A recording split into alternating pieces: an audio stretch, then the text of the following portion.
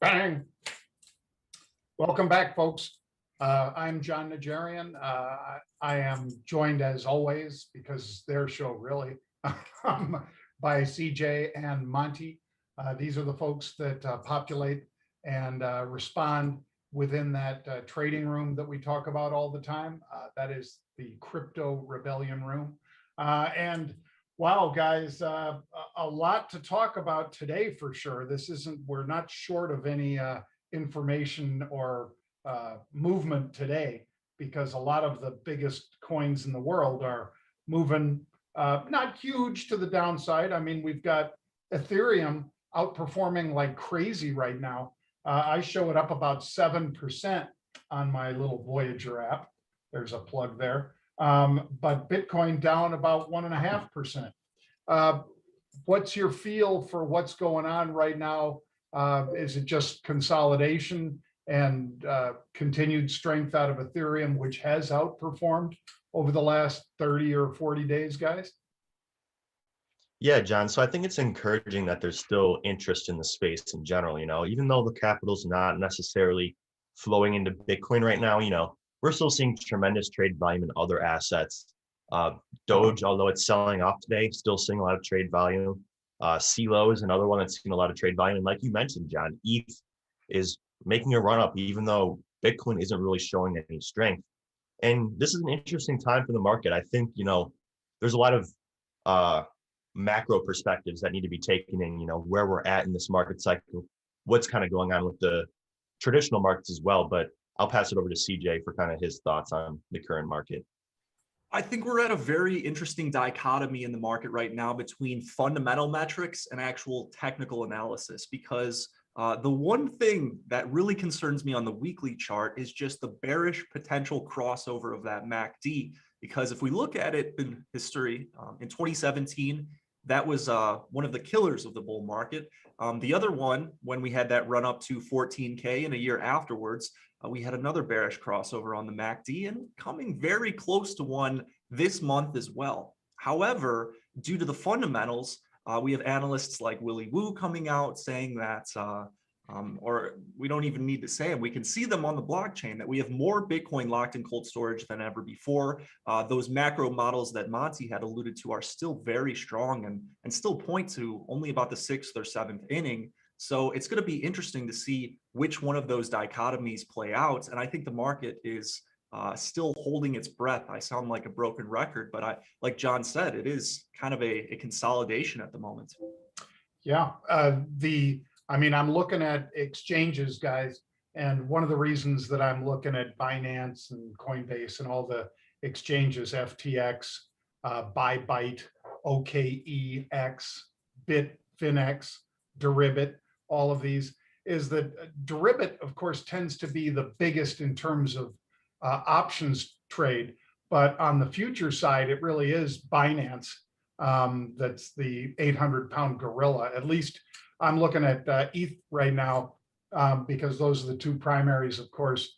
I'm sure some exchange somewhere has lots of futures and options on the others, but Ethereum and Bitcoin are the two big ones that we pay attention to because of the actual daily trading volumes. And when I'm looking at it right here, guys, open interest, Binance and FTX have the bulk of that, and for Ethereum, the ETH futures. And the volumes in there are staggering. I mean, yesterday and the day before, we were pushing up to almost 60 billion in the Ethereum side. And you may remember that this weekend, CJ was posting up information about the folks that got flushed for having too much leverage. Well, futures are leverage, folks. Most of the people that are in here trading the futures are not saying, well, let's see, I've got $2,300, I'll buy one. No. They're buying multiples of that. And on some of these exchanges, that multiple could go to 100 to 1. So it's a great way to get rich quick if you're right, and a great way to flush all your capital and perhaps even have a debit that they'll come looking for you for on the rest of it. That was those liquidations that CJ was talking about early Sunday morning when he was posting up in the crypto room, where all those liquidations that were made for people that were over levered. And when we broke to the downside, broke 57, then 55, it just waterfalled all the way down, to 51-ish, depending on the exchange you measure. So I'm watching that right now, guys. I'm watching the, Kraken, CME, BitMEX, all that, to see where these, because some of those that I named, of course, are futures exchanges, not just options and not just Bitcoin. But I'm watching that pretty close, CJ. Thanks, John. Another thing I want to ask you about is traditional markets, because a few weeks ago we touched on 10-year Treasury yields. Those have ever since kind of calmed down. You were very correct in your prediction of that. We've had a couple down days in the S&P that certainly probably hasn't helped Bitcoin or that cryptocurrency consolidation. I can see we're up about 0.25% today in the SPX, but I'd like to ask you, what is your outlook for the short term, and do you think it is influencing crypto, and if so, to what extent? I do think it influences crypto, the 10-year to some extent, because the cheaper the 10-year is, the more people are anticipating that the Fed is just going to keep flooding the system with dollars. And flooding the system with dollars, most of you guys watching understand that when Warren Buffett said it makes the dollar worthless, he meant worth less, not worthless, when he's made that statement. Because, of course, we talk all the time here about supply and demand, as well as assets gathering their value by their scarcity.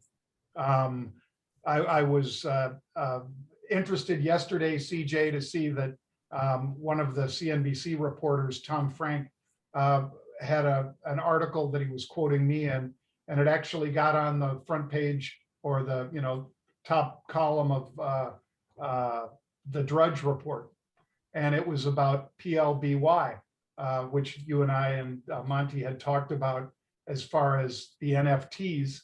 Again, I'm using a lot of acronyms, I guess, but NFTs, non-fungible tokens. PLBY is Playboy. The stock hit an all-time high because of the outlook for NFTs, because they have a heck of a lot of proprietary content, and not all of it is such adult theme that it wouldn't be mainstream. Some of it is like I say, Marilyn Monroe cover of Playboy.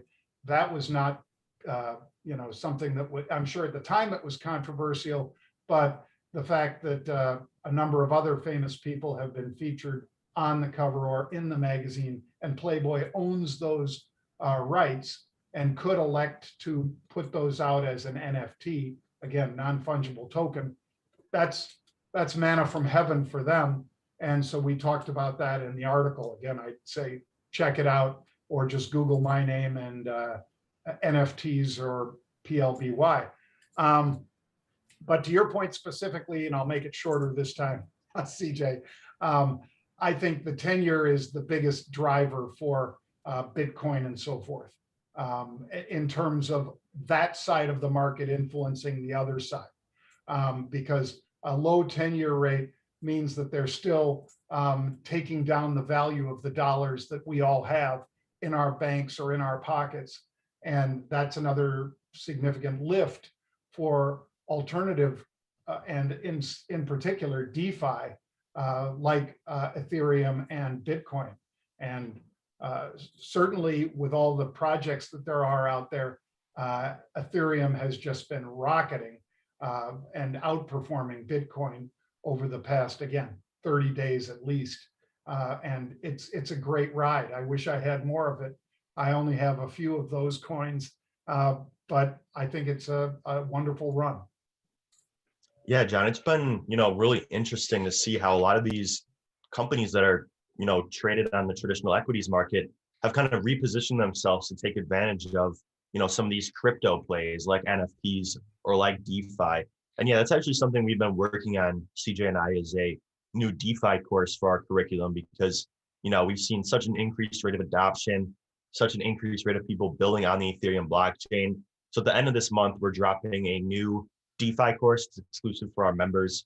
It's going to be a video with a quiz and a handout accompanying it. So yeah, we're trying to keep it topical, keep things, interesting. And, I think DeFi is definitely going to be a sector of crypto that really appeals to retail traders in this next market cycle. So No doubt, no doubt.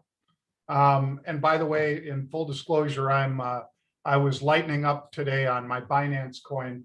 We talked about that one ahead of the inclusion of, or the direct listing of Coin, which is Coinbase. Binance is bigger by multiple factors, bigger than Coinbase.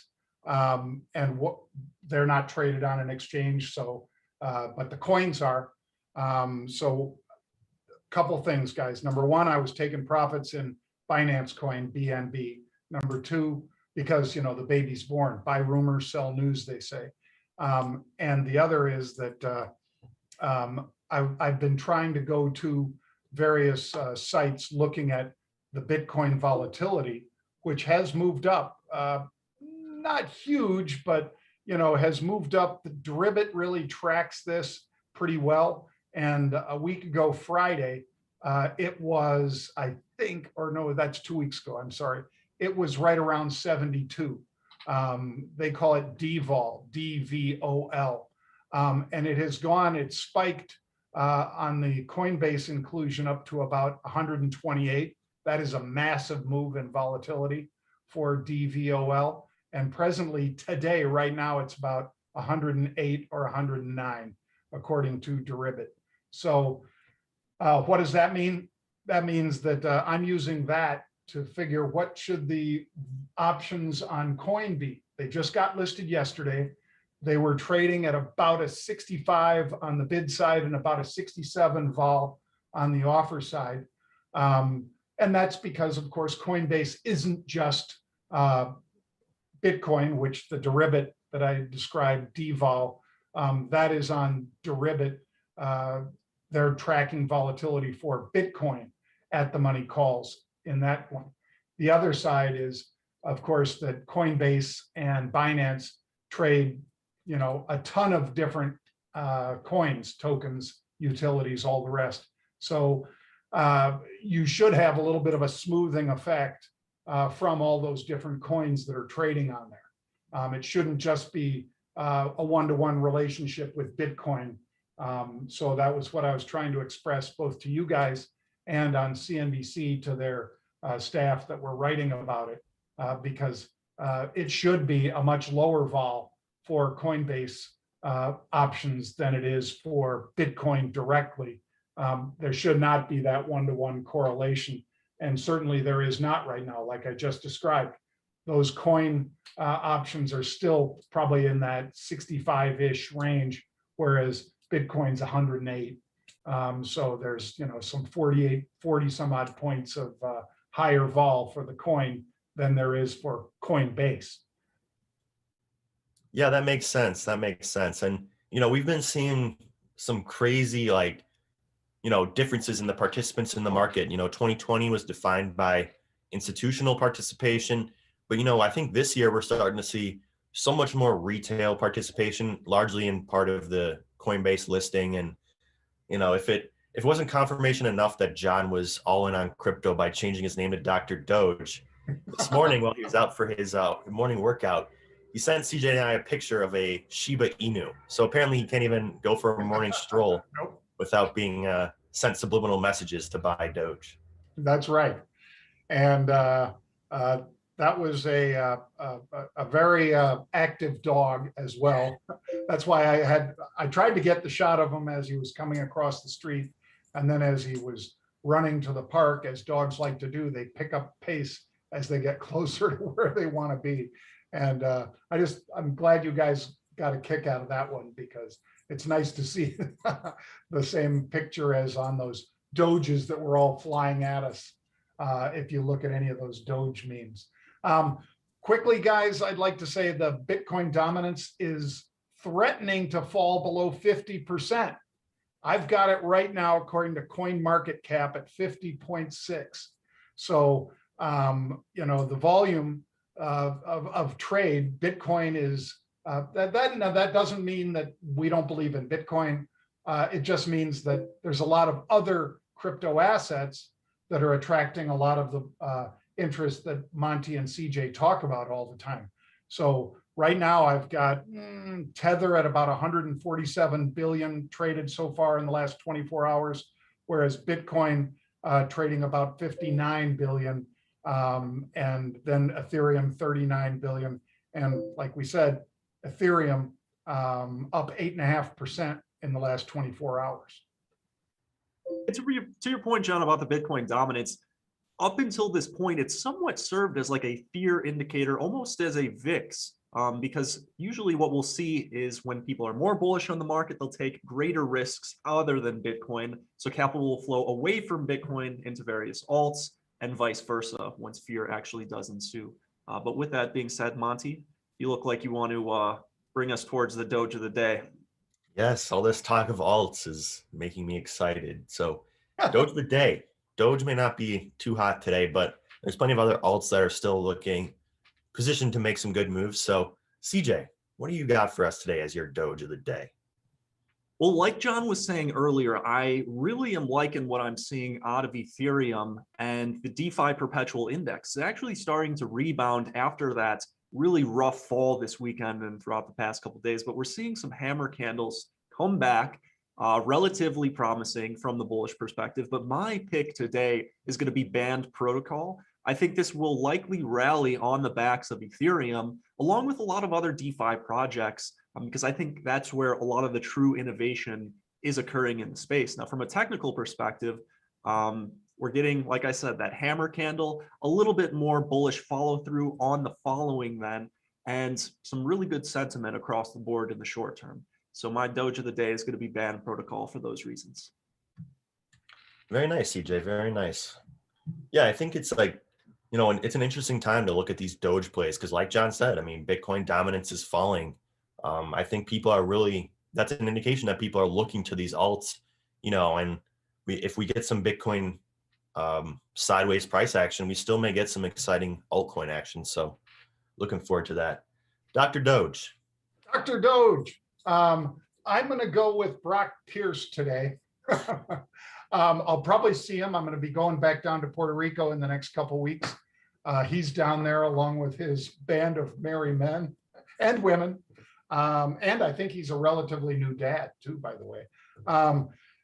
April 17th, this past Saturday, EOS was at about $8.80. It has fallen now to $6.44, and I have bought it. Volumes, I would love to see that volume stabilize and move to the upside here. I love getting back in at one of the lowest price points in a while. I mean, looking back, let's see, you'd have to go to, let's see, where is it? To get to 640, you're talking about April 5th to get to that level. So made a significant correction. I like picking it up here. It's not based on technicals. So CJ and Monty are much more well-versed in that, but I'm just picking up a little and looking for a trade for it to move over 7 again and into the low 7s. I'd probably take a bunch off. Okay. Very nice. And I will close it up for the day today. My Doge of the day is HBAR, Hedera Hashgraph. And, you know, full disclosure, this is one that I've held for a while. I'm continuing to hold, but I like where it's at technically today. So you can see it on the 1 hour chart. It really bottomed at this TD sequential 9 here at around 28.9 cents. And, you know, the volume vulture, Dr. J, would be proud because I was really looking at the 1 hour volume bar here, and it really started to see a pickup in trading volume this morning. So our friends over at Trade the Chain, they have a increased relative trading volume of 70% so far in the last 2 hours. So it's picking up, you know, and I think this thing has room to continue to run. Looking at it technically, you know, it doesn't really have any real resistance until this next TD resistance of 34 cents. So You know, we talked about Bitcoin dominance slipping. People are looking elsewhere. I think H bar is one that, you know, could really kind of take some of that dominance away from Bitcoin this week because, you know, lack of resistance, retail appeal. I think it's well positioned to have a strong close to the week. So H bar, Hedera hash graph, that is my Doge. All right, buying it right now. So we're holding them accountable, folks, because I actually trade what these guys talk about. The pressure's on. We get put in the penalty box if we lose you any money. So That's right. That means if you'd like one of these Market Rebellion hats or this fancy Market Rebellion shirt, trade like a rebel. Share this with a friend, folks. Remember, we're on YouTube. If you go to YouTube and you type in Market Rebellion and you hit subscribe, it's completely free. All of our episodes are on there, so you can hold us accountable. I think for the most part, we've had a lot of winners on these altcoins, and occasionally when we talk about buying Bitcoin on the dip or whatever. And I'd say check out Monty and CJ and their team in the crypto room. Just go to marketrebellion.com/try crypto. You can do that and try it for $1 for the first month, $1. And it's not just the Doge of the day that you get here. They're in there all day, 24/7. Their team. And again, if you're somebody who wants to join their team, send in a resume to marketrebellion.com and we'll certainly consider it. With that said, guys, the sponsor of the program is Voyager. 50 plus digital assets on the Voyager platform. They'll pay you up to 10% depending on the asset and depending if you own VGX coin. I think if you own at least 500, right? They boost up how much they'll pay you for deposited crypto. And it's completely commission free. So check out Voyager and type in Rebel25 and they'll give you $25 in Bitcoin just for signing up. Bang.